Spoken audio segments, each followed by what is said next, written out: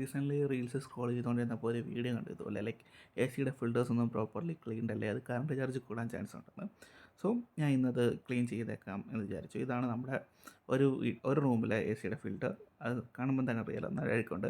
ഇതാണ് അപ്പം മറ്റൊരു റൂമിലെ ഫിൽറ്റർ വരുന്നത്. ഇത് ലൈക്ക് ഇതിൻ്റെ ഫിൽറ്റർ എന്ന് പറയുന്നത് എ സിയുടെ ടോപ്പിലായിട്ടായിരുന്നു. മുമ്പേ കാണിച്ച ഫിൽറ്റർ എന്ന് പറയുന്നത് അതിന് ഫ്രണ്ട് റിമൂവ് ചെയ്തിട്ട് അതിന് നമ്മൾ രണ്ടും ഊരിയെടുത്തിരുന്നത്. പക്ഷേ ഇത് മുകളിൽ നിന്ന് റിമൂവ് ചെയ്തെടുക്കേണ്ടതായിട്ട് വന്നു. അപ്പം നമുക്കിനി അത് കഴുകാം.